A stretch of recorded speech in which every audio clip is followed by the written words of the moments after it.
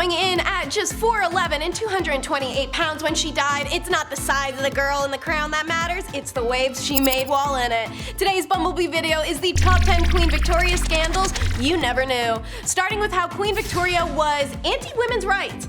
Isn't that fun? Queen Victoria, who ruled England from 1837 until 1901, was in the perfect position to be the forerunner for the women's movement. Meanwhile, she's up in her office writing letters stating that the movement of the present day to place women in the same profession as men was mad and utterly demoralizing. She stated a woman's place was in the home and also condemned the idea of a woman becoming doctors or any career. In a letter written by Victoria to her uncle Leopold, King of the Belgiums, she wrote that her husband Albert grows daily fonder of politics and business and is wonderfully fit for both, and I grow daily to dislike them both more and more. We women are not made for governing, and if we are good women, we must dislike these masculine occupations. Y'all, the Queen wrote that! In 1850, the Queen was faced with the Women's Franchise Bill passing in Parliament and began a very lengthy correspondence with Prime Minister William Gladstone, letting him know about her strong aversion to these so-called erroneous rights of women, and that she felt so strongly upon this dangerous, unchristian, and natural cry and movement of women's rights that she is most anxious that Mr. Gladstone and others should take some steps to check this alarming danger. Let woman be what God intended, a helpmate for man, but with totally different duties and vocations.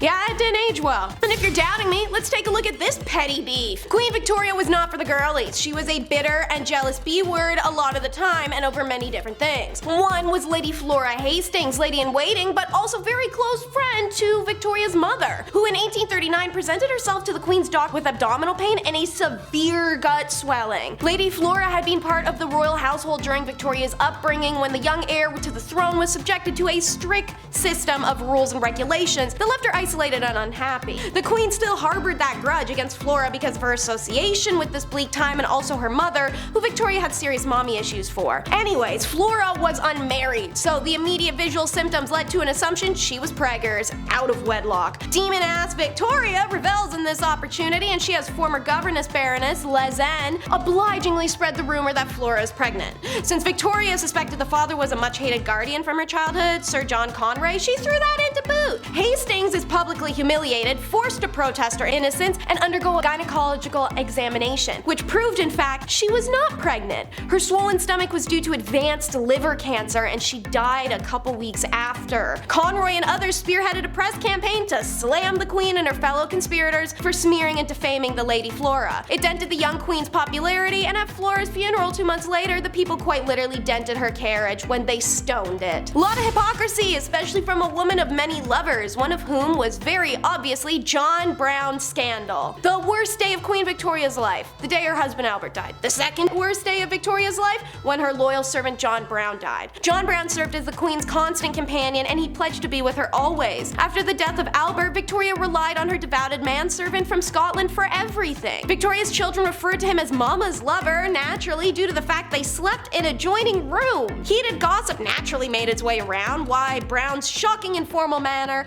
with the Queen and his high-handed, rude ways with other royals seemed to suggest his closeness with Victoria, in the words of one contemporary insider, was contrary to etiquette and even decency. Speculation that the two secretly wed came out when the Queen's chaplain claimed on his deathbed that he performed the ceremony. There was also talk of 3 additional hidden children. Premarital relations between John Brown and Victoria, or possible marriage, it's never been proven. However, when Victoria died, she requested a photo of him be placed in her coffin, along with a lock of his hair, some of his letters, and his mother's wedding ring he had gifted her. When Victoria died, her son Edward had any statuary destroyed or removed that talked of Brown. He also had 300 letters of his mother's burned.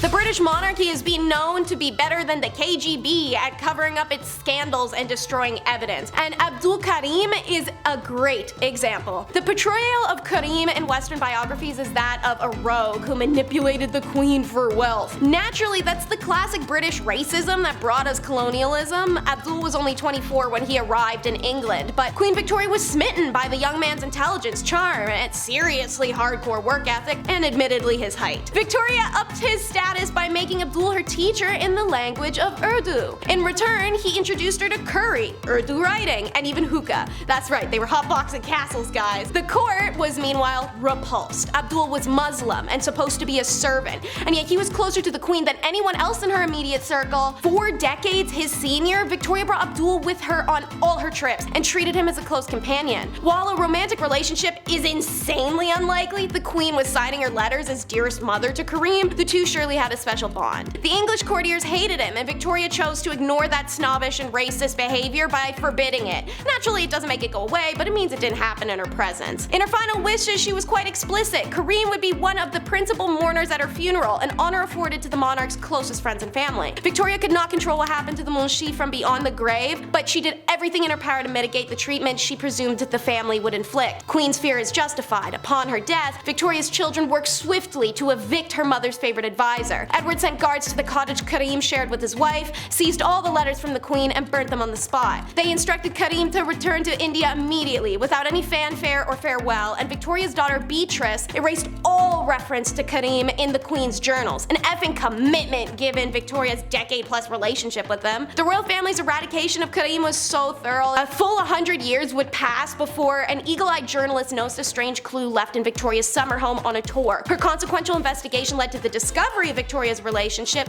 the worldwide attention of it, the novel, the movie, and the finding of his heirs. Meanwhile, when the queen didn't like you, it was back to the usual political agitation and request denied. In 1822, after a few small-time jobs in the Tory governments over the years, Robert Peel became Home Secretary, where he famously established Metropolitan Police Force for London and reformed criminal law to reduce the number of offences punishable by death and educate prisoners. In 1834, 3 years before the events of Victoria, Peel became Prime Minister of a minority Tory government, though his government struggled to pass legislation against the majority rival Whig party and eventually resigned in frustration after just 100 days or so in power. Then in 1839, Peel got the chance to form the Tory government by Queen Victoria, but he asked in return she replace the Whig ladies of her household with Tory equivalents. Said ladies in waiting were her friends, and many were married or related to the Whig ministers and MPs, so Peel refused to form government and Whigs returned to power. The Whig government was limping, but Victoria was passionately attached to Prime Minister Lord Melbourne and also refused to dismiss her female friends. It took the royal wedding of Albert and a failed attempt on their lives in the following year to revive the hatred that this gathered her from the public. And speaking of, Miss Victoria gave the progressive prime ministers endless hell, while lapping up the flattery of her favorite prime minister Benjamin Disraeli, who famously admitted he laid it on with a trowel. She never hid her intense dislike of William Gladstone. His approach to the PM role was progressive social policies, and she absolutely hated it. And his proposed plan for Irish Home Rule, which she considered a threat to her empire. Any name she could toss, she would. A mischievous firebrand, arrogant, tyrannical, obstinate, half-crazy, wild, incomprehensible old fanatic. More than a few observers sensed there was an element of jealousy in her enmity towards the people's William. He was always more liked than she was. When Gladstone won the 1880 general election, she announced to the world she would abdicate the throne rather than accept him as prime minister. Then offered 2 other liberal grandees the job who insisted Gladstone had to take it. Then she tried to force him to weed out the members of cabinet she didn't like. He refused. Her interventions failed to prevent her cabinets from achieving what they were determined to do, but she could wear them down. One of her prime ministers said handling her was like having a whole separate government department to deal with. But she just wasn't a pious wife or